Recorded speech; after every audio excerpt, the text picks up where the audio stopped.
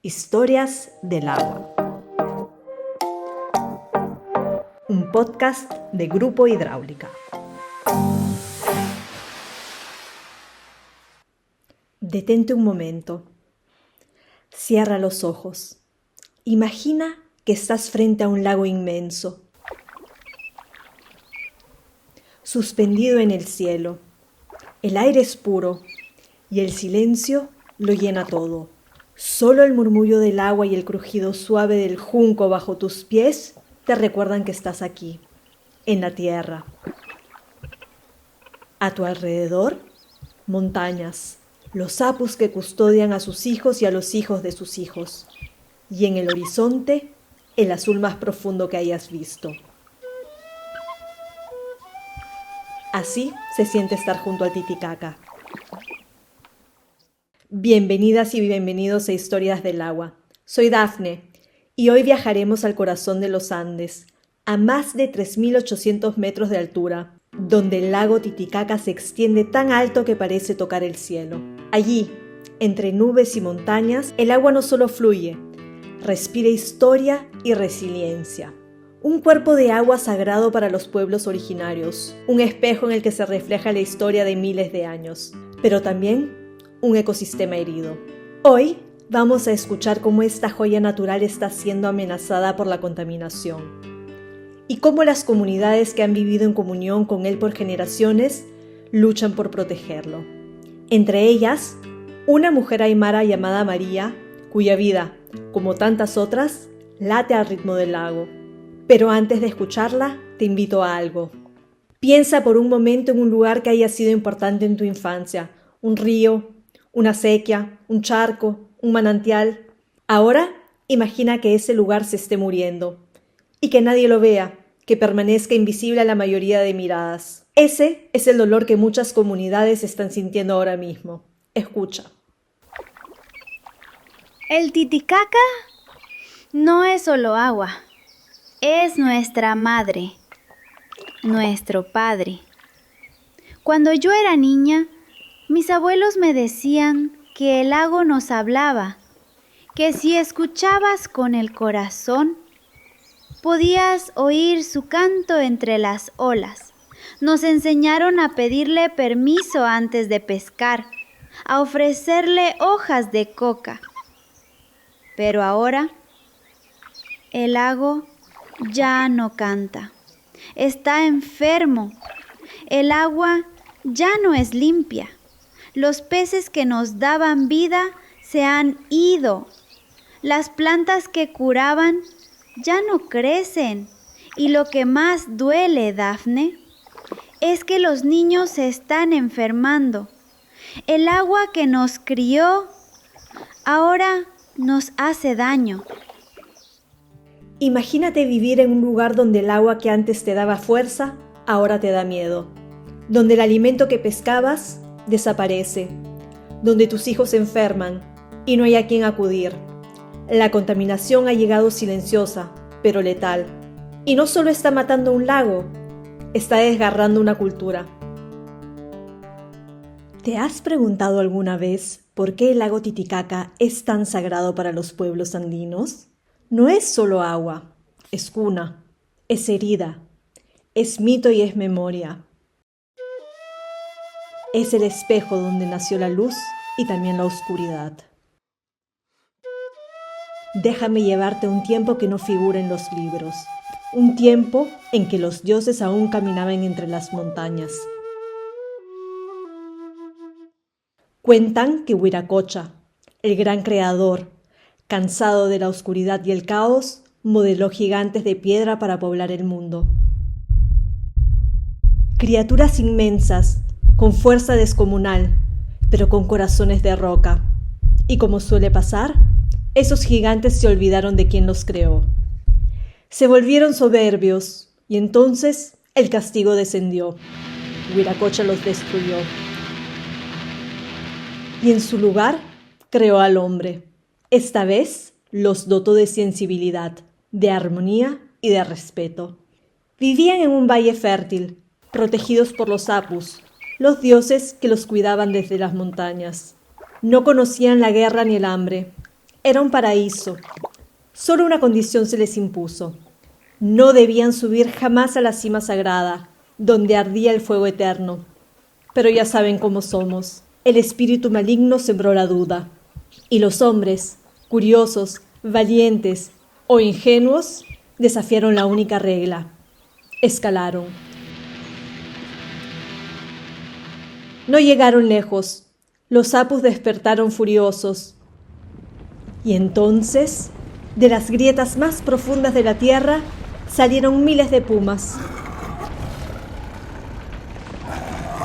Veloces, incontenibles, salieron de cuevas, de sombras, de la propia piedra, y los devoraron a todos. Fue una masacre. El dios Inti, el sol, al presenciar la tragedia, se llenó de compasión.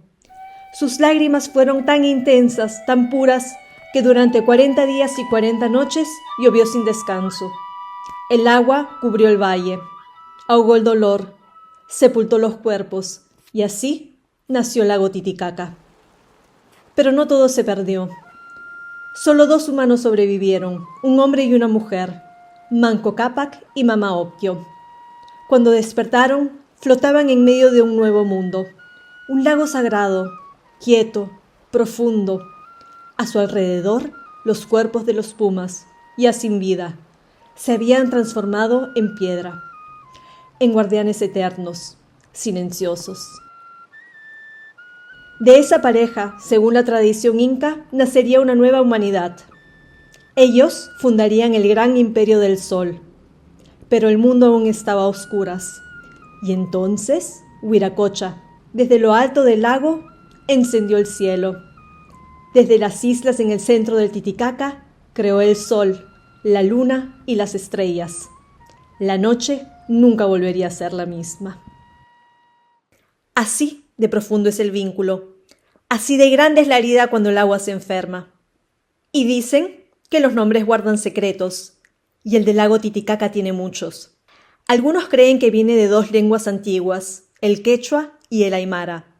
Titi, que significa puma, y caca, que puede significar roca, o también color dorado. Y así nace otra imagen, el puma dorado, el guardián que duerme bajo las aguas sagradas. Otros dicen que su verdadero origen está en la isla Inti Carca. Inti, el sol, y Carca, la roca. Y desde allí, desde el centro del lago, el dios Wiracocha, el mismo que castigó con lágrimas, encendió la oscuridad con fuego celeste. Creó el sol, la luna, las estrellas. ¿Te imaginas eso? ¿Que de estas aguas nació la luz? ¿Que los cielos fueron un regalo ofrecido desde la profundidad de este espejo andino? Por eso, cuando miras el Titicaca, no solo ves agua, ves origen y ves destino. Y así, como de la oscuridad surgió la luz, en medio de la crisis están surgiendo soluciones. Hace poco algo raro pasó. Unos jóvenes de aquí de la comunidad empezaron a investigar. Se dieron cuenta de que en ciertas orillas el agua aún estaba clara. Juntaron piedras, arena, carbón vegetal y con ayuda de unos ingenieros que llegaron de fuera, construyeron un filtro natural. Al principio, nadie lo creía, pero el agua empezó a limpiarse. Poco a poco volvieron los peces. Las plantas comenzaron a brotar otra vez. No era un milagro, era conocimiento, era esperanza. Piensa en eso, un filtro hecho con materiales del mismo territorio, armado por manos jóvenes, guiadas por la sabiduría de sus mayores y el conocimiento técnico. Una solución nacida del diálogo entre la tradición y la ciencia. Pero, ¿será suficiente? El filtro natural de María es poderoso, pero no basta frente a una crisis que abarca más de 8.000 kilómetros cuadrados de agua. Se necesita un cambio estructural, un enfoque integral. Por eso, hoy escuchamos también a Roberto García, ingeniero ambiental que ha trabajado en la recuperación de cuerpos de agua en toda Sudamérica. La situación del Titicaca es compleja pero no irreversible. Lo primero que debemos entender es que gran parte de la contaminación proviene de aguas residuales domésticas que no reciben tratamiento. Esto incluye no solo desechos humanos, sino también detergentes, plásticos y residuos industriales que terminan en el lago. Por eso, una de las soluciones más efectivas es la implementación de sistemas de depuración biológica. Estos sistemas funcionan como pulmones vivos, utilizan microorganismos para comerse la materia orgánica presente en el agua antes de que ésta llegue al lago. Son sistemas sostenibles, de bajo mantenimiento y altamente adaptables a contextos rurales. Pero además necesitamos pensar en la captación y aprovechamiento del agua de lluvia. En épocas de lluvia intensa se pierde muchísima agua porque no hay infraestructura para retenerla. Con reservorios naturales, zanjas de infiltración y sistemas de almacenamiento doméstico, podríamos reducir la presión sobre el lago y ofrecer alternativas limpias de abastecimiento a las comunidades.